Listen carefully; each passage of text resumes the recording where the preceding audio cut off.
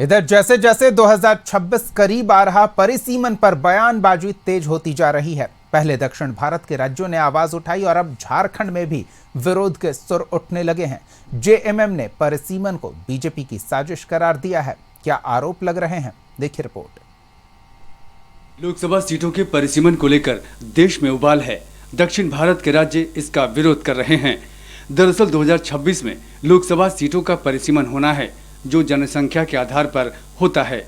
दक्षिण भारत के राज्यों की जनसंख्या कम है, तो आशंका है कि लोकसभा में उनकी हिस्सेदारी कम होगी। हालांकि केंद्र सरकार ने भरोसा दिलाया है कि ऐसा कुछ नहीं होगा, लेकिन सवाल सिर्फ दक्षिण से नहीं है। झारखंड, जहां आदिवासियों की बड़ी आबादी है, वहां से भी आवाज उठने लगी है। आरोप लगाया जा रहा है कि परिसीमन से आदिवासी, दलित और अल्पसंख्यकों की भागीदारी कम हो जाएगी। झारखंड में लोकसभा की 14 सीटें हैं, जिनमें से 5 सीट अनुसूचित जनजाति के लिए रिजर्व हैं, जबकि 2 सीट अनुसूचित जाति के लिए आरक्षित हैं। सत्ताधारी जेएमएम ने आशंका जताई है कि लोकसभा की सीट बढ़ने के बाद राजनीति में दलितों, आदिवासियों और अल्पसंख्यकों का दखल खत्म हो जाएगा। मध्य भारत और उत्तर भारत की संख्या इतनी प्रबल है कि जो हम पूर्वी भारत, पूर्वोत्तर भारत और दक्षिण भारत के लोग हैं, हमको डिप्राइव करने का एक कोशिश है। यह कोशिश इसलिए है क्योंकि इन राज्यों में भाजपा की पहुंच नहीं है। खासकर जो आदिवासी जो क्षेत्र है, जो अनुसूचित जाति क्षेत्र है, उनको टारगेट करने का काम किया। यह पूरी तरह से गंदे राजनीतिक मंशा के साथ भारत सरकार इसको ला ली है। जेएमएम के सुर में सुर मिलाते हुए कांग्रेस ने भी बीजेपी पर संविधान बदलने की साजिश करने का आरोप लगाया। परिसीमन को इसी से जोड़ते हुए कांग्रेस प्रवक्ता ने कहा कि फिलहाल लोकसभा में 543 सीट है, जिनमें से 84 अनुसूचित जाति के लिए आरक्षित हैं, जबकि अनुसूचित जनजाति के लिए 47 सीट रिजर्व हैं। परिसीमन के बाद सीटों की संख्या बढ़कर 846 हो सकती है।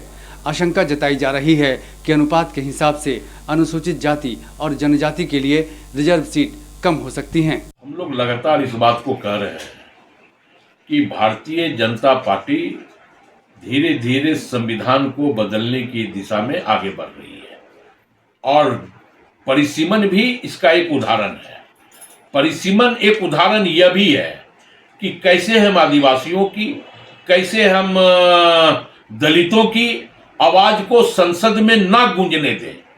यह भी साजिश परिसीमन के द्वारा भारतीय जनता पार्टी कर रही है, क्योंकि संविधान हमारा यह कहता है कि 550 सीटों से अधिक लोकसभा की सीटें पूरे देश में नहीं हो सकती। लेकिन अगर परिसीमन होता है तो 846 लोकसभा की सीटें होगी, और इसमें आदिवासियों की सीटों में कमी आएगी, इसमें दलित के सीटों में कमी आएगी।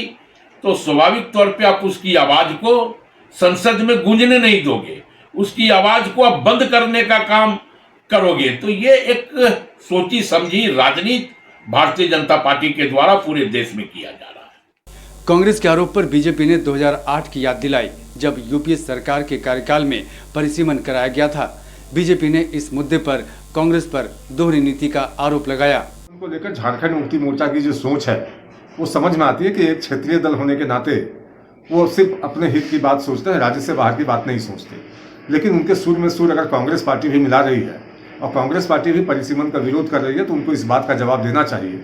उनको देना भी होगा कि 2008 में जब इस देश में परिसीमन कराया गया, उस समय तो सरकार केंद्र में मनमोहन सिंह की सरकार थी, यूपीए की सरकार थी, तो आखिर फिर उस समय क्यों परिसीमन कराया गया? अगर वो सही था तो आज भारतीय जनता पार्टी अगर परिसीमन 2026 में कराना चाहती है तो वो गलत कैसे हो सकता है?